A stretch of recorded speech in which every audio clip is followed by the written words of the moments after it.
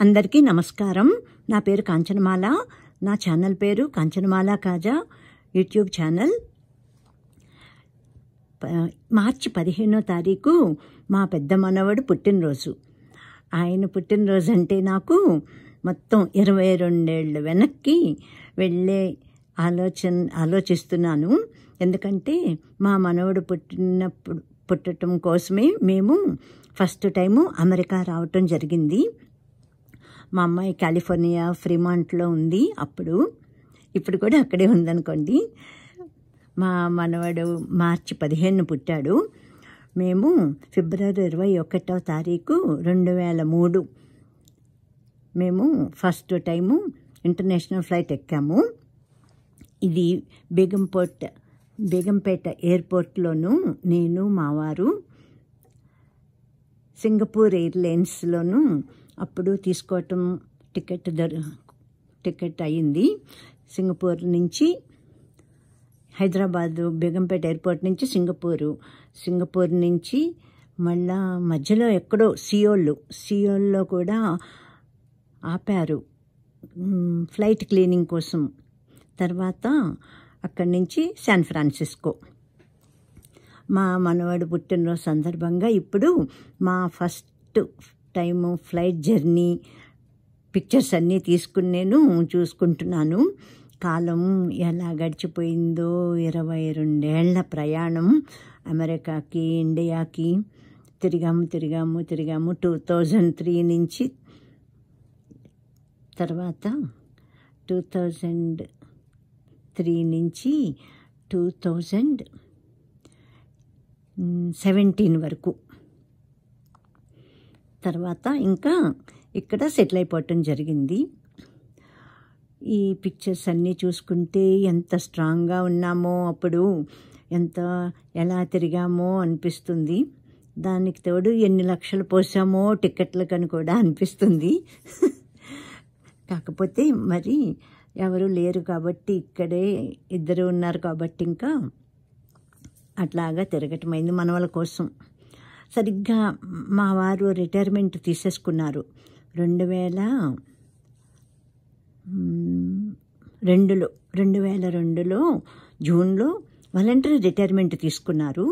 ఆయన హైదరాబాదులో ఈసీఐఎల్లో మేనేజర్గా రిటైర్మెంట్ తీసుకున్నారు. సరిగ్గా ఆ తర్వాతే మా అమ్మాయి కబురు చెప్పటం ఇదంతా జరిగింది. దానికి తగ్గట్టు సరిపోయిందని అనుకున్నాము. ఇంకా అప్పటి నుంచి ఇప్పటిదాకా కూడా నేను ఒక్కదాన్ని అసలు జర్నీయే చేయలేదు. అప్పుడు నా ఏజ్ 50, మా వారిది 56. చాలా యాక్టివ్గా ఉన్నాము, అన్ని విధాలుగా స్ట్రాంగ్గా ఉన్నాము. అందుకని బాగా అటు ఇటు తిరగటం, వాళ్ళని చూసుకోవటం, ఇంకా మేముంటే చాలు అన్నట్టు మనవలు ఉండటం అంతా అలా జరిగిపోయింది.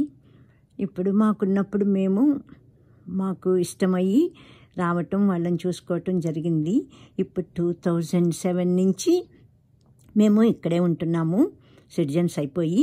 ఇప్పుడు వాళ్ళు మమ్మల్ని చూసుకుంటున్నారు. ఒక్కళ్ళు ఉండకుండా హైదరాబాదులోనూ అట్లాగా అనిపిస్తుందన్నమాట. మనం ఏదిస్తే అది మనకి తిరిగి వస్తుంది అని అంటారు కదా, ఆ మాటకి నేను చెప్తున్నాను. అందరూ వెళ్తారు, మొత్తం ఇండియా అంతా కూడాను వచ్చి ఇక్కడే కూర్చున్నారని చెప్పుకుంటారు కదా, అలాగే మా ఫ్యామిలీ ఒకటి అయిపోయింది. కాకపోతే ఇప్పుడు పిల్లలు మనల్ని చూసుకుంటూ ఉంటే కనుక, ఇంత పెద్ద వయసు వచ్చేసాక ప్రాబ్లమ్స్ అన్నీ బాగానే స్టార్ట్ అయినాయి. ఇప్పుడు మా వారికి 77, నాకు 72 రన్నింగు. అప్పుడు నిశ్చింతగా ఉండొచ్చు కదా ఇక్కడ అనిపిస్తుంది. అది మా ఎక్స్పీరియన్స్ అన్నమాట. అందరికీ నేను అలా చెప్పట్లేదు, మా ఎక్స్పీరియన్స్ అయితే ఇది. అప్పట్లోనూ బేగంపేట ఎయిర్పోర్టు యుఎస్ వెళ్తున్నామంటే చాలామంది వచ్చేసేవారు ఎయిర్పోర్ట్కి. మేము వెళ్ళినప్పుడైతే ఇంకా అసలు ఎయిర్పోర్ట్ అంతా వెళ్ళేది ఒకళ్ళు ఇద్దరైతే ఇంచుమించుగా ఒక్కొక్క ఫ్యామిలీకి, ఒక్కొక్క అమ్మాయికి అబ్బాయికి ఎక్కువ స్టూడెంట్సే ఉన్నారు. అప్పుడు 10 మంది 15 మంది కూడా వచ్చేసేవారు. అట్లాగే ఇప్పుడు మాకు కూడా మేము వెళ్తున్నామంటే అట్లాగా అందరూ రావటం జరిగింది. చాలా ఆనందంగా అనిపిస్తుంది ఇప్పుడు ఇవన్నీ చూసుకుంటుంటేను. ఎక్కువ అభిమానాలు ఎక్కువ ఉండేవని. నేను, మా వారు, మా అమ్మాయి మామగారు విజయవాడ నుంచి వచ్చారు. ఈయన మా రెండో అన్నయ్య విజయవాడ నుంచి వచ్చాడు. ఇక్కడ ఈమెయితే నాకు వీళ్ళిద్దరూ చెల్లెలు మరిది అవుతారు. యేసరావు నగర్లోనే ఉంటారు వీళ్ళిద్దరూ కూడా. వీళ్ళకి మాకును చాలా ఎక్కువ అనుబంధం అలా ఏర్పడిపోయింది. అది ఇప్పటి వరకు కూడా కొనసాగుతోంది. మా అనుబంధం ఎప్పుడంటే 1993 నుంచి, అంటే అప్పటికే 10 ఏళ్ళు అయింది. మేము యేసరావు నగర్లోని బాగా మా అమ్మాయి పెళ్ళికైతే వీళ్ళిద్దరూ కూడా వచ్చి ఎంత అభిమానంతో ఇష్టంతో ఎంత హెల్ప్ చేశారో నిజంగాను. చెల్లి మరిది అనమాట. ఇప్పుడు కూడా కాంటాక్ట్లోనే ఉన్నారు, బాగా మాట్లాడుకుంటాము. ఆ తర్వాత వీళ్ళ అమ్మాయిలు ఇద్దరు కూడా ఇప్పుడు అట్లాంటా, టెక్సాస్ ఇద్దరు అమ్మాయిలు కూడా ఇక్కడికి వచ్చేసారు. వాళ్ళు ఇప్పుడు తిరుగుతూనే ఉన్నారు మాకులాగానే అటు ఇటును. వాళ్ళ అమ్మాయిలు కూడా అంతే, వచ్చేయండి మీకు గ్రీన్ కార్డ్ అప్లై చేస్తాము అంటే. అక్కడ చాలా టైంపాస్ అయిపోతుంది కదా ఇండియాలోను. పైగా ఆయన మా మరిది గారు గుడిలోను సర్వీస్ కూడా చేస్తారు బాగాను. అందరికీ కూడా చాలా హెల్ప్ఫుల్గా ఉంటారు. అందుకని ఆయనకి బోర్ కొడుతుంది అక్కడే ఉండాలంటేనని వస్తున్నారు వెళ్తున్నారు ప్రస్తుతానికి. చాలా బాగా అందరికీ కూడా హెల్ప్ చేస్తారు. ఎంతో మంచి మనస్సు ఇద్దరిది కూడాను. తర్వాత ఈయనైతే మా పెద్ద మరిది, మా ఊరు, మా అత్తగారు ఊరు నిడదవోలు నుంచి ఈయన వచ్చారు. అట్లాగా అందరూను వచ్చేయటం ఉండేది అప్పుడైతేను. ఎయిర్పోర్ట్లోనే ఏకంగాను ఇన్ని ఫోటోలా అనిపిస్తుంది. ఎన్ని ఫోటోలు ఉన్నాయో అవునా అని. ఇదిగో ఇక్కడ మేమిద్దరం కూడా పట్టేసుకున్నట్టు అయింది. అంతా చాలా క్లోజ్గా ఉన్నామన్నమాట అప్పుడు. ఇప్పుడు కలుసుకోవటం లేదు కానీ మరి ఇక్కడే ఉంటున్నాం కదా మేము. బాగా మాట్లాడుకోవటం, అన్ని కష్టం సుఖం, ప్రస్తుతం ఎలా నడుస్తుంది పరిస్థితులు అక్కడ ఇండియాలోనూ అన్నీని నాకు తన మూలంగానే మా చెల్లి మూలంగానే తెలుస్తాయి.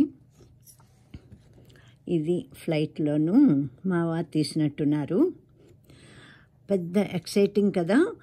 ఫ్రంట్లోనే వచ్చింది మాది సీటు, దట్టు డోర్ పక్కన వచ్చింది.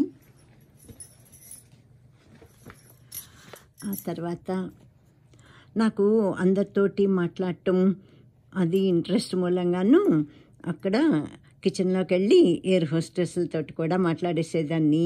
అసిస్టెంట్ అంటారు కదా, వాళ్ళతో మాట్లాడేసి వాళ్ళతో కలిసి పిక్చర్స్ కూడా తీయించుకోవటం అయింది.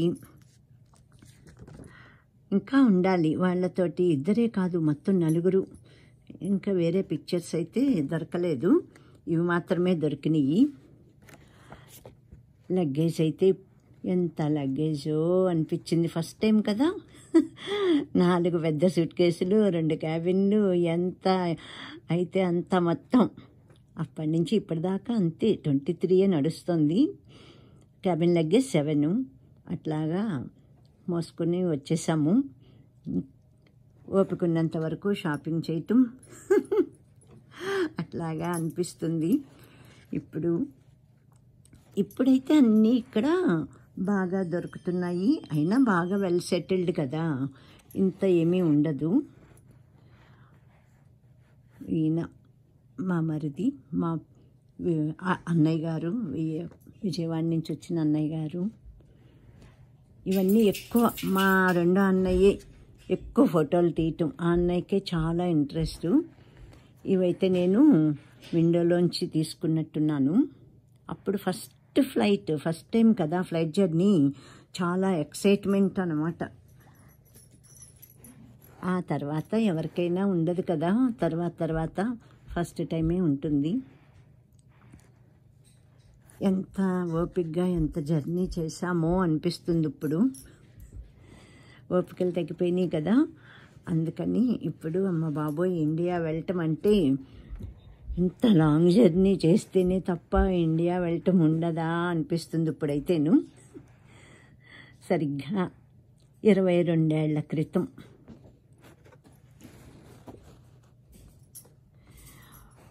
మొత్తం అలా 6 నెలలే అక్కడ ఉండేది. అయినా కూడాను ఇన్ని ఫోటోలు అక్కడ తీసేసుకోవటం, అన్నీ వెళ్ళేదాకా కబుర్లు చెప్పుకోవటం ఎంత ఆశ్చర్యంగా ఉంటుందో ఇప్పుడు తలుచుకుంటేను. అప్పుడైతే వాట్సాప్ ఎక్కడుంది? లేదు, అస్సలు లేదు వాట్సాప్. ఇప్పుడైతే ఇంకా మాటికి మాట్లాడుకోవటం, వీడియో కాల్స్ పెట్టుకోవటం అన్నీ ఉన్నాయి కాబట్టి, అప్పుడు లేదు కాబట్టి ఇంక మళ్ళీ అబ్బో 6 నెలలకు కానీ కనిపించరా, మాట్లాడటం అంటే చాలా అయిపోతుంది కదా అప్పుడు కాల్ చేస్తేను. అందుకని కాల్ చేసుకోవటము, ఎవరి ఫ్యామిలీ వాళ్ళతోటి పేరెంట్స్ పిల్లలే చేయటం అంతే. పేరెంట్స్కి వారానికి ఒకసారి ఆ కాల్ అయినా, సండే లేకుంటే సాటర్డే వాళ్ళు కాల్ చేయటం, మేము మాట్లాడటం అంతే. అంతవరకే అలాగే ఉండేది అప్పుడు. తర్వాత ఈ వాట్సాప్ ఫోన్ కాల్స్ వచ్చిన మూలాన్ని బాగా మాట్లాడుకోవటం, రోజును వీడియో కాల్స్ పెట్టేసుకోవటం అలా మారిపోయింది. ఇప్పుడు అసలు అయినా అమెరికా అంటే ఎవరికి నథింగ్ కదా, అందరూ వచ్చేస్తున్నారు కాబట్టి అది పెద్ద ఏమీ లేదు. తర్వాత phone facility, video calls facility కూడా ఉన్న మూలాన్ని అది కొంత.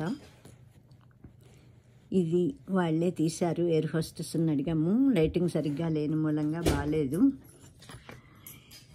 ఇంకా ఇందులో అయితే ఈయన neighbours, one of the neighbour friend ఆయన కూడా వచ్చారు.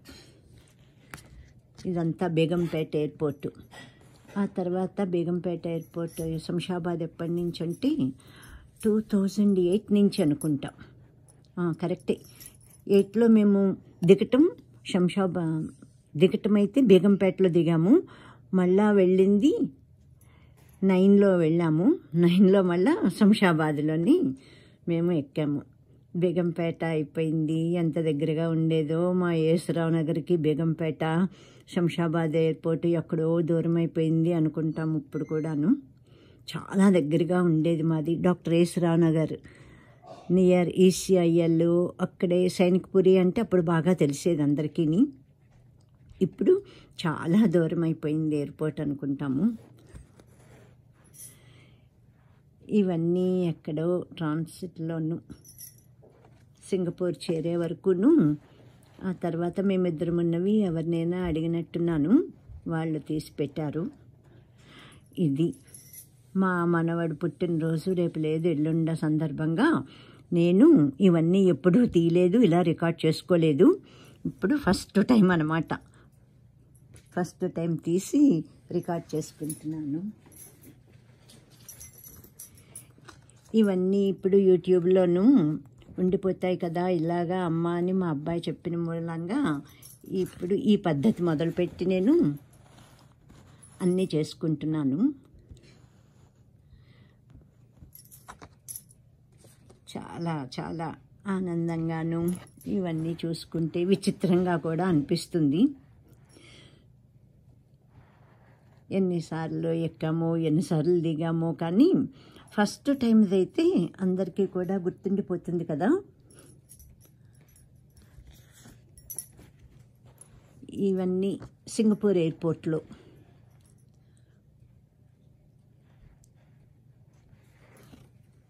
వచ్చేటప్పుడైతే సింగపూర్లో 4 hours ఉంది, మొత్తం అంతా చూసాము సింగపూర్ కూడాను. ఇదన్నమాట మా ఫస్ట్ ఇంటర్నేషనల్ ఫ్లైట్ జర్నీ. నేనైతే అసలు ఫ్లైట్ ఎక్కటమే ఫస్ట్ టైం. మా వారైతే ఆయన అఫీషియల్గాను ఢిల్లీ, ఇండోరు అట్లా 2-3 సార్లు వెళ్ళారు కానీ డొమెస్టిక్ ఫ్లైట్లోను. నేనైతే అసలు ఫ్లైట్ ఎక్కటమే ఫస్ట్ టైం అనమాట.